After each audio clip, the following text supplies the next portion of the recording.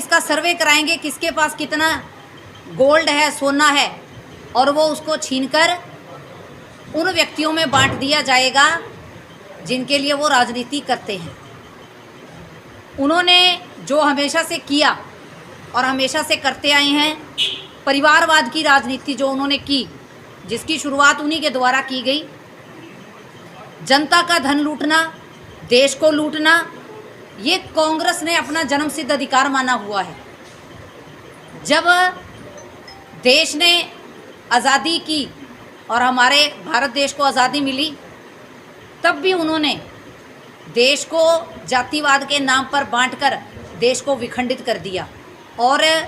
जो उनके द्वारा, उनके पूर्वजों द्वारा विखंडन के अंदर महत्वपूर्ण भूमिका निभाई गई, वो मुझे लगता है मुझे विशेष रूप से बताने की ज़रूरत नहीं है। उन्होंने जो कहा कि जो नौकरी पेशा करने वाले हमारे माता पिता हैं, जो कि अपने बच्चों के नाम पर उनके भविष्य को सुरक्षित करने के लिए एफडियां बनाते हैं और बैंकों के अंदर सुरक्षित करते हैं कि अगर भगवान ना करे किसी माता पिता को कुछ हो जाए तो उनके बच्चों का भविष्य सुरक्षित रहे। लेकिन ये ऐसे लोग हैं जो उनके भविष्य और उनके बच्चों के फ्यूचर के ऊपर भी उन्होंने घोषणा पत्र में स्पष्ट रूप से कहा कि वो इन एफडीओं की भी जांच कराएंगे। मतलब कि जो माता पिता सारी उम्र लगा देते हैं अपने बच्चों के भविष्य को सुरक्षित करने के लिए, और भारतीय जनता पार्टी ने जिन बच्चों के भविष्य को सुरक्षित करने के लिए बिना खर्ची बिना पर्ची नौकरियां देने का काम किया, वो उन बच्चों के माता पिता द्वारा उनके भविष्य को सुरक्षा के लिए रखी गई एफडीओं की भी जांच कराएंगे। और उनका तो विशेष रूप से ये कहना भी है कि जैसे उनकी सरकारों द्वारा पहले किया गया कि आम जनता से उन्होंने विशेष रूप से, जब उनकी सरकार थी तब उन्होंने एक कानून बनाया जिसमें 18% अपनी इनकम का हमें सरकारी खाते में जमा करवाना ही पड़ता था, और अगर कोई ऐसा नहीं करता था तो उसके ऊपर लीगल कार्रवाई की जाती थी। और ये जो धन है, ये किसका धन कितने सालों तक सरकार के पास रहेगा, ये भी सरकार द्वारा ही डिसाइड किया जाता था। और सरकार ये निर्धारित करती थी कि किसको धन कितने समय में वापस देना है। और वहीं दूसरी तरफ अगर हम बात करें भारतीय जनता पार्टी की, तो भारतीय जनता पार्टी ने ज़ीरो बैलेंस के ऊपर जनता के खाते खुलवाने का काम किया, उनको सुरक्षित करने का काम किया। और वहीं कांग्रेस ने अपने घोषणा पत्र में स्पष्ट रूप से एक बात लिखी है कि इन खातों की विशेष रूप से जांच कराई जाएगी कि किसके खाते में किसकी जमा पूंजी कितनी पड़ी है। और उन्होंने घोषणा पत्र में विशेष रूप से जो बात करी, उन्होंने कहा है कि हम माइनॉरिटी और देश के जो बहुसंख्यकवाद है उनकी जगह अल्पसंख्यकों को दिया जाएगा। और उन्होंने अपने घोषणा पत्र के अंदर विशेष रूप से ये कहा है कि जो हमारा आरक्षण है, हमारे बीसी समाज का जो आरक्षण है, हमारे एससी समाज का जो आरक्षण है, उसमें से काट कर 15% का जो आरक्षण है वो अल्पसंख्यकों को दे दिया जाएगा। तो ये वो किस तुष्टीकरण की राजनीति कर रहे हैं और क्या वो देश को कहाँ खड़ा करना चाह रहे हैं, ये मुझे लगता है कि वो जनता भली भांति समझ रही है कि वो किस बात को, और उनकी घोषणा पत्र के अंदर विशेष रूप से जिस अल्पसंख्यक की बात करी जा रही है वो अल्पसंख्यक कौन है। आज जब वो बात करते हैं कि हमारे स्त्री धन की, जो स्त्री का अधिकार है, उसको छीनकर भी वो उन लोगों में बांट देना चाहते हैं जिनकी वो तुष्टीकरण की हमेशा से राजनीति करते आए हैं। कांग्रेस ने अपने मैनिफेस्टो में लिखा है कि एससी एसटी और ओबीसी का जो रिजर्वेशन है 50% की जो सीमा है उसको ख़त्म कर दिया जाएगा। और इसको ख़त्म करके आरक्षण वो बांटने का काम किसको करेंगे, अल्पसंख्यकों में ये आरक्षण को बांटने का काम करेंगे। और ये बात जो उन्होंने 5 अप्रैल के जो अपने घोषणा पत्र में जारी की, उन्होंने विशेष रूप से एक बात लिखी है कि हिंदुस्तान में 50% की आबादी जो है वो पिछड़े वर्ग की है, 15% आबादी दलितों की है, 8% की आबादी आदिवासियों की है, 15% आबादी हमारी माइनॉरिटी की है और 5% आबादी है वो गरीब जनरल कास्ट की है। अगर आप इन सब को मिला दें तो 90% से ज़्यादा की जो आबादी है वो इन लोगों की बनती है। तो इसमें से कोई भी जो है, अगर हम हिंदुस्तान की संस्थाओं को देखें, इंडस्ट्रियों को देखें, बड़ी बड़ी कंपनियों को देखें, तो उसमें से कोई भी इन कंपनियों के अंदर, इन इंस्टीट्यूशनों के अंदर, उन संस्थाओं में दिखाई नहीं देते। देश का जो वो एक्सरे करना चाहते हैं, वो विशेष रूप से उन्होंने लिखा कि वो हमारे इंस्टीट्यूशनों की, हमारे मेडिकल की, हमारे जो मेडिकल कॉलेजेस हैं, हमारी जो इंडस्ट्रियां हैं, हमारी जो कंपनियां हैं, वो विशेष रूप से इनका सर्वे करवाएंगे। और सर्वे के अंदर वो ये देखना चाहते हैं कि इसमें माइनॉरिटी को कितना आरक्षण दिया जा रहा है। वो कह रहे हैं कि हम देश का एक्सरे करेंगे और दूध का दूध, पानी का पानी करेंगे। और जो ये 15% आरक्षण माइनॉरिटी को दिलवाना चाहते हैं, ये उनका हक समझते हैं और ये हक वो उनको दिलवा के रहेंगे। उसके बाद ये जो कांग्रेस ने जो ये एजेंडा है, ये उन्होंने लिखित रूप में भले ही 5 अप्रैल को जारी किया, लेकिन कांग्रेस की जो ये पटकथा है, ये पहले से ही लिखी जा चुकी थी। जब राहुल गांधी जी ने महाराष्ट्र में हाल ही में जब एक रैली की, तो उसमें उन्होंने सार्वजनिक रूप से ये कहा कि किसके पास कितनी संपत्ति है, इसके लिए एक व्यापक आर्थिक वित्तीय संस्थागत सर्वेक्षण किया जाएगा। इसके बाद फिर राहुल गांधी ने 6 अप्रैल को 2014 को तेलंगाना में एक रैली को संबोधित करते हुए कहा था कि जितनी आबादी माइनॉरिटी की है, और नारे के साथ इस बात का उन्होंने जिक्र करवाया था कि कांग्रेस सत्ता में आते ही पता लगाने के लिए एक वित्तीय संस्थागत सर्वेक्षण कराएगी कि देश की अधिकतर संपत्ति पर किसका नियंत्रण है। राहुल गांधी ने कहा है कि इसके लिए वो राष्ट्रव्यापी जाति जनगणना करवाएंगे।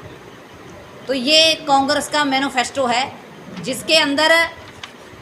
उन्होंने विशेष रूप से पर्टिकुलर किसको टारगेट किया, किसके लिए वो आरक्षण मांग रहे हैं, किसके अंदर वो हमारे जो 90% की हमारी आबादी का देश है, उसकी वो संपत्ति छीनकर इन लोगों में बांटना चाह रहे हैं। जिस संपत्ति के अंदर जो पहले उन्होंने बिल लेके आए, उसमें तो सिर्फ उन्होंने ये किया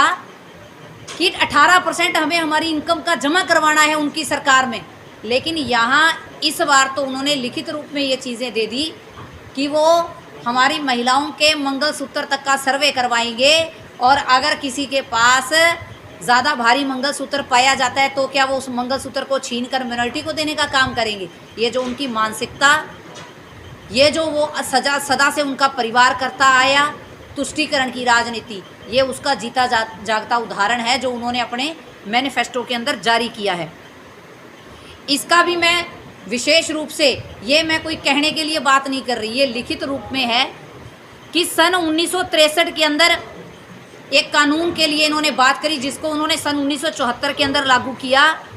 जिसका मैंने अभी जिक्र किया कि 18% व्यक्ति को अपनी इनकम का सरकार के अंदर 3 से लेके 5 सालों के लिए जमा रखना पड़ता था। एक आम व्यक्ति, एक नौकरी करने वाला व्यक्ति जिसकी 20 से 25 हज़ार रुपये तनख्वाह है, वो अपने परिवार को भी चलाता था और 18% उसको 3 से 5 सालों के लिए सरकारी खजाने में जमा करवाने का भी काम करना पड़ता था। और अगर ऐसा कोई ना करवाए तो उसके ऊपर वो लीगल कार्रवाई करने का काम करते थे। मैनिफेस्टो, घोषणा पत्र और संकल्प पत्र, ये 2 विषय होते हैं। कांग्रेस ने जारी किया है मैनिफेस्टो और भारतीय जनता पार्टी जारी करती है संकल्प पत्र। और भारतीय जनता पार्टी के 2014 के संकल्प पत्र की अगर हम लोग बात करें तो संकल्प पत्र का मतलब होता है कि जो हमने हमारे देश के लिए संकल्प लिया है कि हमने इसको पूरा करना है। समय लगता है। राम मंदिर को बनाना भारतीय जनता पार्टी के संकल्प पत्र का हिस्सा था, जो 500 साल पुराना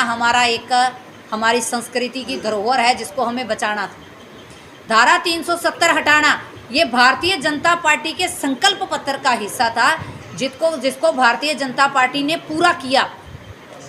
महिलाओं को आगे बढ़ाना, महिलाओं के लिए काम करना, महिलाओं को सशक्त करना, ये भारतीय जनता पार्टी के संकल्प पत्र के अंदर था, जो भारतीय जनता पार्टी ने पूरा करके दिखाया। और हमारी लखपति दीदी सिर्फ बढ़ाई नहीं, सिरसा के अंदर 3 बड़ी उदाहरण है।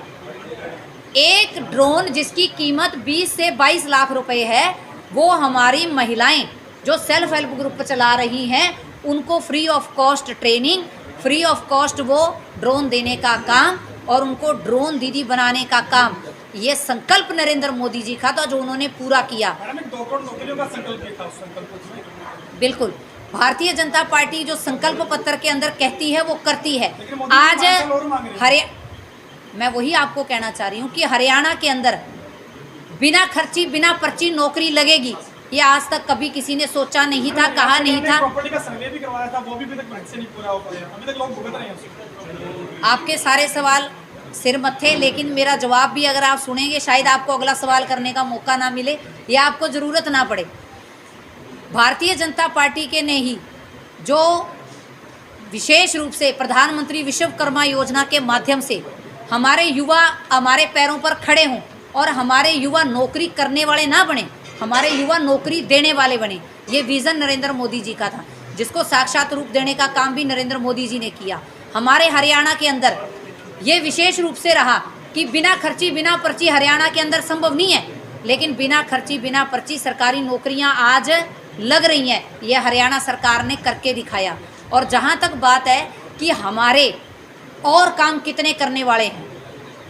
70 साल कांग्रेस ने राज किया लेकिन आज तक एक भी अपना विषय पूरा नहीं किया, लेकिन भारतीय जनता पार्टी ने केवल 9 साल के कार्यकाल के अंदर ऐसे ऐसे बड़े मुद्दे जो देशों के विकास के लिए बात थी, जो भारत के विकास की बात थी, उन मुद्दों को फर्स्ट प्राथमिकता देते हुए